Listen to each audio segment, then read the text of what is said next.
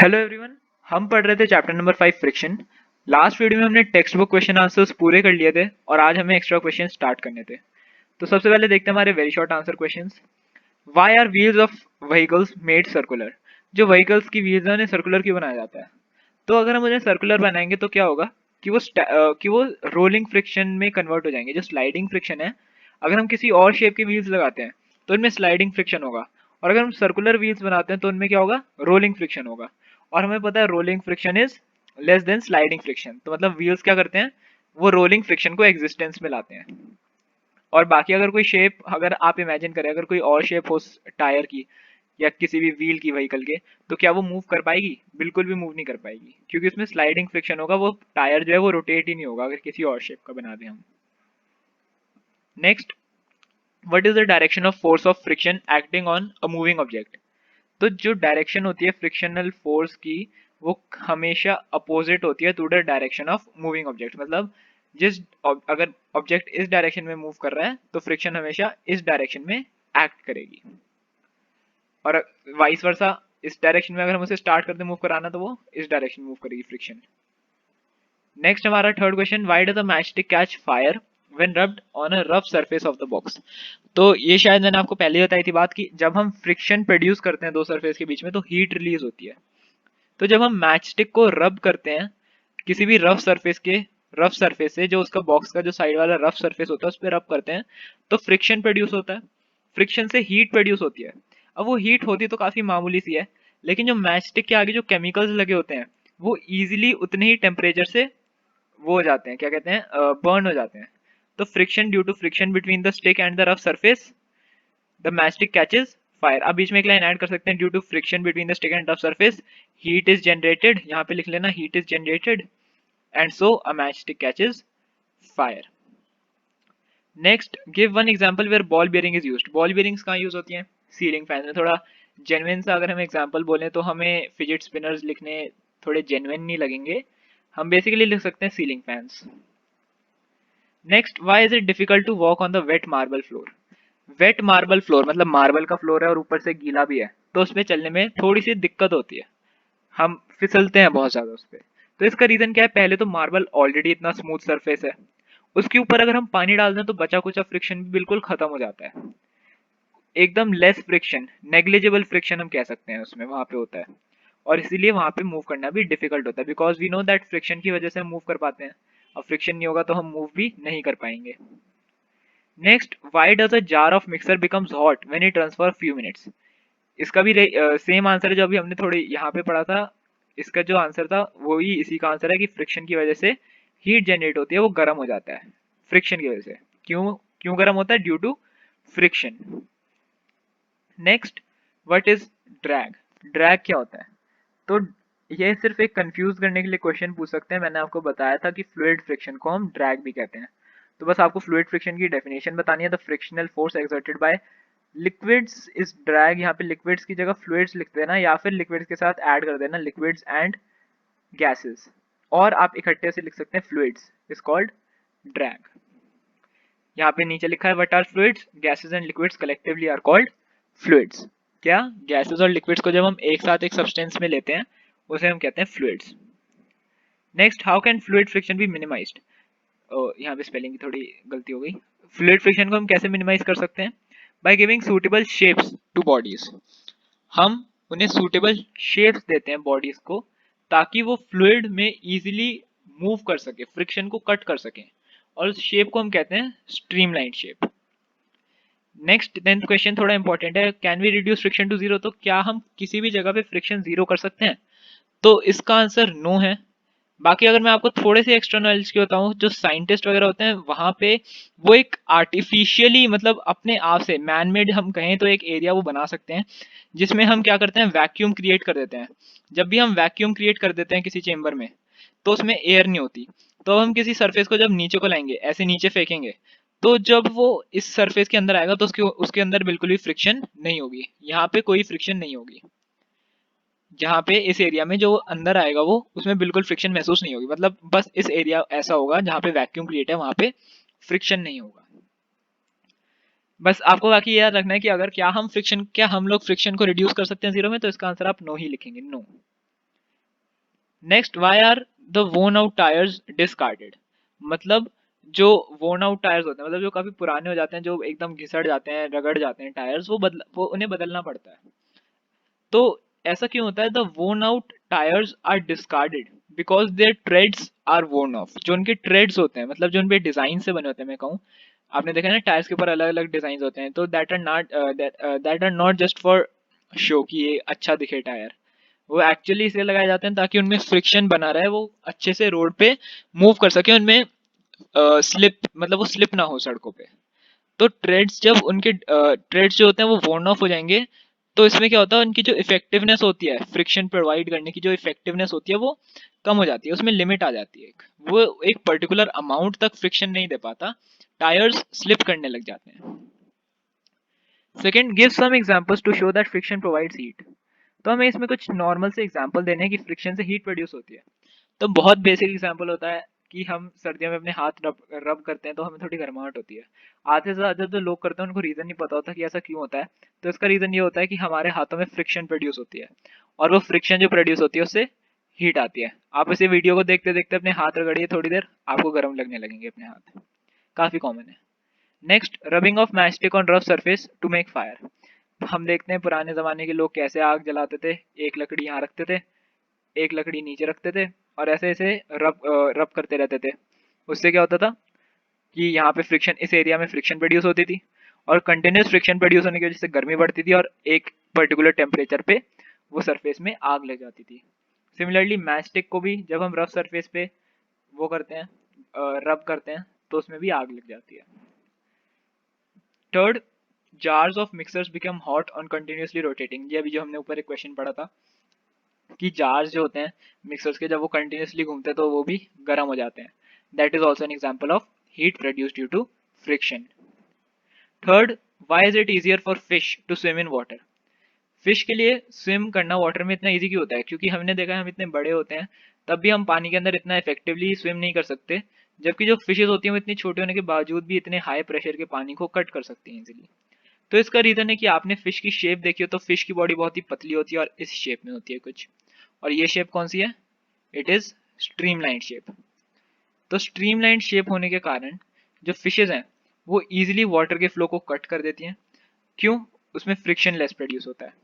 Streamline body है, friction कम produce होगा, friction कम होगा तो it will easily cut through water and move in it, मतलब वो इजिली वाटर को कट करके उससे मूव कर जाएगा। Next, how does the friction depend upon the nature of the surface? जो फ्रिक्शन है वो किसी भी सरफेस के नेचर पे कैसे डिपेंड करता है? तो उसका रीजन देखते हैं। Nature of the surface is a factor affecting friction. जो नेचर होता है सरफेस का वो एक तरीके का फैक्टर है जो फ्रिक्शन को अफेक्ट करता है। हमने पढ़ा है फैक्टर्स अफेक्टिंग फ्रिक्शन में नेचर ऑफ द सरफेस भी एक फैक्टर है। तो if the surface is rough, कैसे डिपेंड करता है कि अगर सरफेस रफ है तो क्या होगा? The irregularities will be more. उस सरफेस में ज्यादा इरेगुलरिटीज होंगी। ये रफ सरफेस है, ये एक स्मूथ सरफेस है।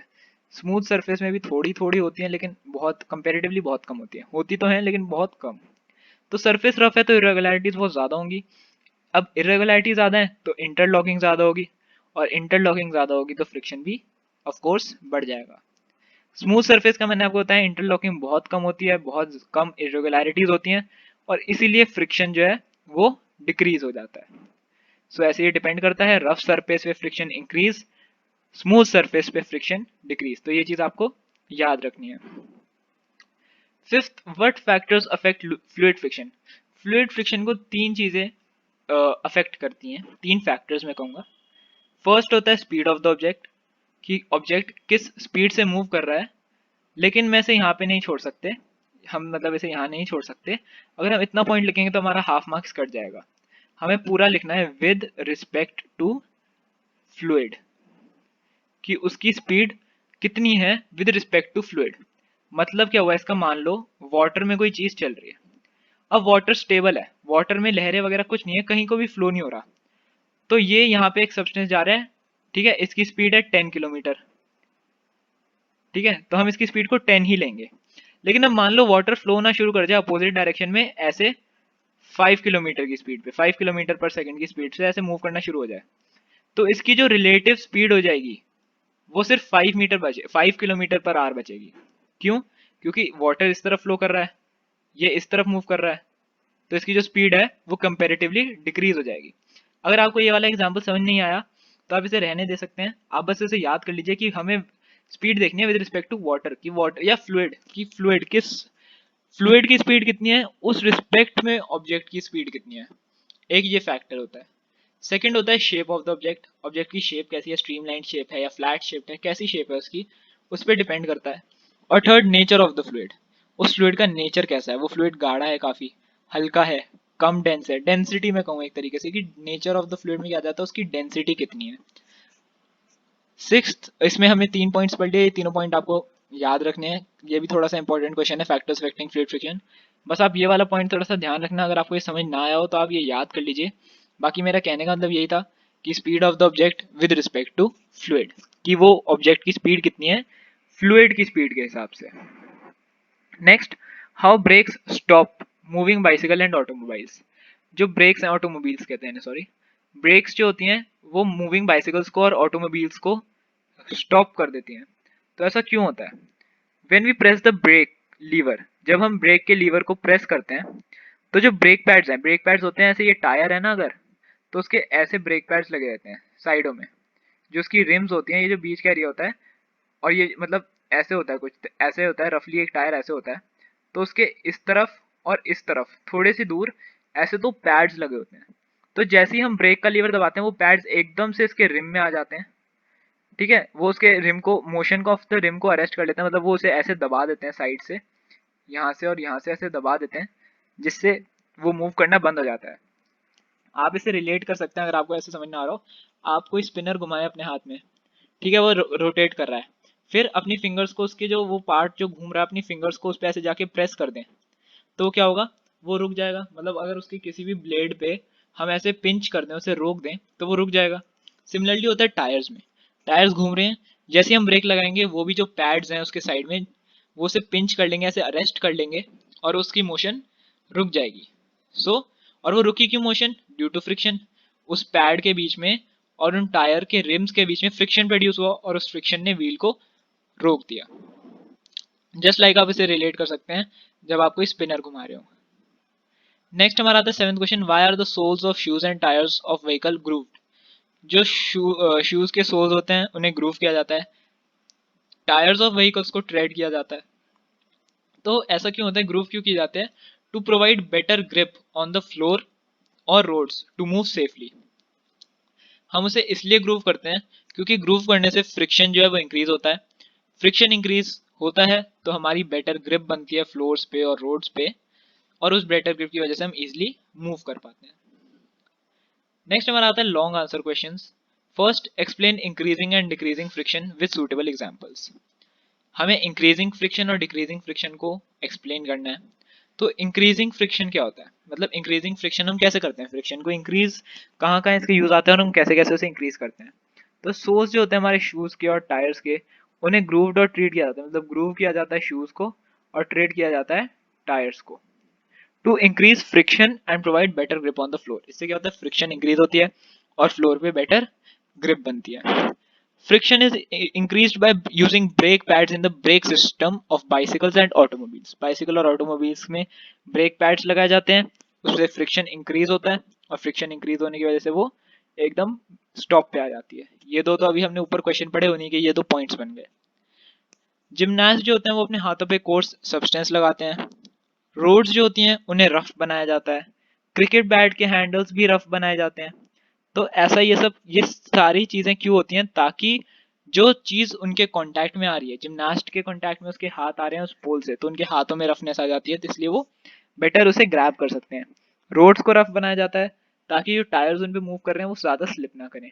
क्रिकेट बैट के हैंडल्स को रफ बनाया जाता है, उन पे रबड़ वगैरह लगा दी जाती है, ताकि जब उन्हें हम हैंड से पकड़ें तो हमारे हाथों में अच्छी ग्रिप बन जाए, और हमारी अच्छी ग्रिप बन जाएगी, सो फ्रिक्शन जो है वो इंक्रीज हुआ, इसलिए हमारी बेटर ग्रिप बनी। सेकंड आता है डिक्रीजिंग फ्रिक्शन। डिक्रीजिंग फ्रिक्शन में हम क्या करते हैं, फ्यू ड्रॉप्स होती हैं ऑयल, उन्हें हम पोर करते हैं on the hinge of the door. जो डोर के हिंजेस वगैरह होते हैं उनमें ड्रॉप करते हैं, द डोर मूव्स स्मूथली। तो जब हम उन्हें हिंज करते हैं, डोर डोर के जो उसमें हिंज करते हैं, तो जो ये हिंज होता है, डोर होता है ना, उसका जो साइड वाला पार्ट होता है, जैसे मान लो ये डोर है, तो उसमें जो ये वाला एरिया होता है, ये वाला, इसे हम हिंज कहते हैं। ये छोटे होते हैं, मैंने थोड़े बड़े बना दिए, इसे हिंज कहते हैं। तो जब हम इसमें ऑयल की ड्रॉप्स डालते हैं तो वो आराम से स्मूथली मूव करने लगता है। ये मैंने आपको एक एग्जांपल पहले ही बताया था। Next, by polishing surface, sprinkling powder on carrom board, we reduce friction. जब हम सरफेस को, किसी भी सरफेस को पॉलिश करते हैं या कैरम बोर्ड पे पाउडर स्प्रिंकल करते हैं, तो उससे भी फ्रिक्शन जो है वो रिड्यूस हो जाता है, स्ट्राइकर जो है वो इजीली मूव करता है। Wheel and ball bearings are used in machines and vehicles. Wheels use होते हैं मशीन्स में, बॉल बेयरिंग्स वगैरह व्हीकल्स में और मशीन्स में यूज की जाती है। इससे क्या होता है, फ्रिक्शन रिड्यूस हो जाता है। Second, what do you mean by fluid friction, how can it be reduced? Fluid friction क्या है? बहुत बार हमने डेफिनेशन पढ़ी है, अब तक याद हो जानी चाहिए। वो फोर्स जो एक्सर्ट होता है थ्रू गैसेस एंड लिक्विड्स, मतलब जो force gases and liquid exert करती हैं बॉडीज पे, मूविंग बॉडीज पे, उसे हम कहते हैं फ्लूइड फ्रिक्शन, या फिर हम उसे ड्रैग भी कहते हैं। This opposing force is called fluid friction और drag. The force of friction can be reduced by giving the object some special shapes. जो फोर्स है फ्रिक्शन का, हम उसे कैसे रिड्यूस कर सकते हैं? By giving them special shapes. और वो स्पेशल शेप्स स्ट्रीमलाइन शेप होती है। और इन शेप से, क्योंकि मतलब स्पेशल शेप से पहले, स्ट्रीमलाइन से पहले स्पेशल शेप्स दी जाती हैं, क्यों? क्योंकि शेप भी एक, शेप जो है ऑब्जेक्ट की, वो भी एक फैक्टर है affecting fluid friction. So this special shape is called streamline shape, और स्ट्रीमलाइन शेप से फ्रिक्शन डिक्रीज होता है, और इसीलिए हम कुछ ऑब्जेक्ट्स को स्ट्रीमलाइन शेप देते हैं, और कुछ ऑर्गेनिजम्स की अपने आप नेचुरली स्ट्रीमलाइन बॉडी होती है। लास्ट क्वेश्चन हमारा, right the advantages and disadvantages of friction. जो हमने, हमारे दो बड़े बड़े टॉपिक थे, उसका एक ब्रीफ हो गया ये। एडवांटेजेस क्या क्या है? It allows us to grip and catch any object. किसी भी ऑब्जेक्ट को कैच करने के लिए, किसी भी ऑब्जेक्ट पे ग्रिप बनाने के लिए फ्रिक्शन का काम किया, फ्रिक्शन यूज होता है। It helps us to walk comfortably, comfortably walk करने के लिए यूज किया जाता है, यूज होता है, मतलब किया जाता है। It is used in walking comfortably. It helps us to minimize the speed और to stop any moving object. Speed को कम करने के लिए, किसी भी ऑब्जेक्ट को रोकने के लिए फ्रिक्शन का काम आता है। और last, it helps us to write, very important. अगर फ्रिक्शन नहीं होगा तो हम कुछ लिख नहीं पाएंगे। नेक्स्ट, डिसएडवांटेजेस क्या क्या होते हैं इसके? It causes wear and tear. चीजें खराब हो जाती हैं, फट जाती हैं, रगड़ जाती हैं, घिस जाती हैं, आप कुछ भी लिख सकते हैं ऐसे। वियर एंड टीयर कहते हैं इन सबको, ऑब्जेक्ट्स में होता है ये सब। It causes damages two parts of machine and tools. जो मशीन के पार्ट्स और टूल्स होते हैं उसमें डैमेज करती है, और अब वो डैमेज हो जाएंगे तो उन्हें बदलना पड़ेगा, और उसमें पैसे खर्च होते हैं काफी। It reduces the speed of moving object, so more force required. अब मान लो अगर फ्रिक्शन नहीं होता, मतलब नहीं, ये तो मत मानो फ्रिक्शन नहीं होता, it reduces the speed of moving object. वो मूविंग ऑब्जेक्ट की स्पीड को रिड्यूस कर देता है, तो अब उसे बार बार चलाने के लिए बार बार फोर्स लगानी पड़ती है। अगर मान लो फ्रिक्शन नहीं होता, चलो मान ही लिया फ्रिक्शन नहीं होता, तो हमने एक बार फोर्स लगाई तो वो ऑब्जेक्ट मूव करती रहती ना, फिर हमें बार बार अपनी फोर्स नहीं लगानी पड़ती, तो काफी ज्यादा फोर्स जो है वो सेव हो जाती है। And last point, it produce hurdles in moving any object freely. मतलब वो किसी भी ऑब्जेक्ट को फ्रीली मूव नहीं करने देता, कभी ना कभी उस पर फोर्स लगाता रहता है, जिसकी वजह से वो एकदम हॉल्ट पे आ जाती है, मतलब स्टॉप हो जाती है। सो ये थे उसके डिसएडवांटेजेस। यहाँ पे हमने ये चैप्टर अब पूरा कर लिया है, फ्रिक्शन चैप्टर। नेक्स्ट वीडियो में हम नया चैप्टर स्टार्ट करेंगे। आप मेरे को बता सकते हैं कि कौन से चैप्टर की आपको ज़रूरत है ज़्यादा। जिस चैप्टर में सबसे ज़्यादा डिमांड होगी मैं वो चैप्टर डाल दूंगा नेक्स्ट।